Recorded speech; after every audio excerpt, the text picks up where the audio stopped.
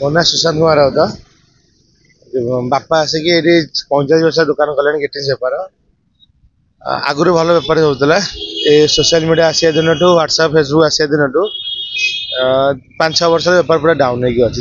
ତଥାପି ବିଜନେସ୍ ସ୍କୁଲଟା ପାଖରେ ଅଛି ବୋଲି କିଛି କିଛି ଲୋକ ଆସି ଜିନିଷ ନେଇ ଯାଉଛନ୍ତି। ଗ୍ରିଟିଂସ୍ ଛୋଟ ଛୁଆ ଗ୍ରିଟିଂସ୍ ନୂଆ ବର୍ଷ ପାଇଁ ଜିନିଷ ସବୁ ନେଇକି ଯାଉଛନ୍ତି।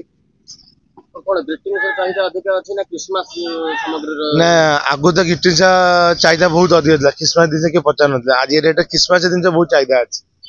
ବଡ଼ ଦିନ ପାଇଁ ଖ୍ରୀଷ୍ଟମାସ ଯୋଉ ଟୋପି ହେଲା, ପ୍ରୋଜେକ୍ଟ ପିଲା ସବୁ ପାଇଁ ସବୁ ଡ୍ୟାନ୍ସ ପ୍ରୋଗ୍ରାମ ପାଇଁ ଡ୍ରେସ୍ ଟୋପି ସବୁ ନେଇକି ଯାଉଛନ୍ତି। ଆଉ ଏବେ ଗ୍ରିଟିଂସ୍ ଚାହିଦା ପୁରା ବହୁତ ଡିମାଣ୍ଡ କମିଯାଇଛି। ମୋବାଇଲ ଅନଲାଇନ୍ ଆସିବା ଦୂରରୁ ହ୍ୱାଟ୍ସଆପ୍ ଫେସବୁକ୍ ଲୋକ ଜଣେଇ ଦେଉଛନ୍ତି ହ୍ୱାଟ୍ସଆପ୍ ଆଉ ଗ୍ରିଟିଂସ୍ ନେଇ ଲୋକ କ'ଣ କରିବେ ଆଉ। ସାଙ୍ଗସାଥିରେ ଫ୍ରେଣ୍ଡସିପ୍ ମୋବାଇଲ ଆସିଲେ ସବୁ ଜିନିଷ ଡିସ୍କନେକ୍ଟ ହିଁ ହେଇଗଲାଣି ଫ୍ରେଣ୍ଡସ୍ ଉପରେ। ଆଗରୁ ହଉଥିଲା ବେପାର, ଏବେ ଯାହା ଅଛି ଚଳିବ, କିଛି ଅସୁବିଧା ନାହିଁ। ସ୍କୁଲଟା ପାଖ ହେଲେ ବେପାରଟା ଚାଲିଛି ଭଲ। ହଁ ଲୋକ ନେଉଛନ୍ତି, କିଛି ଲୋକ ଆସି ନେଇକି ଯାଉଛନ୍ତି।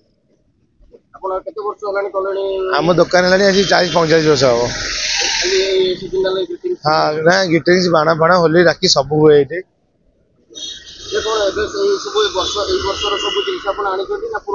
ନା ଏଇଟା ଆର ବର୍ଷ କିଛି ଜିନିଷ ଅଛି, ଏଇ ବର୍ଷ କିଛି ଜିନିଷ ମିଶିକି ବେପାର ଚାଲିଛି। ମାର୍କେଟ ବି ମାଲ ବି ଏବେ ବି ଆସୁଛି। ଧନ୍ୟବାଦ।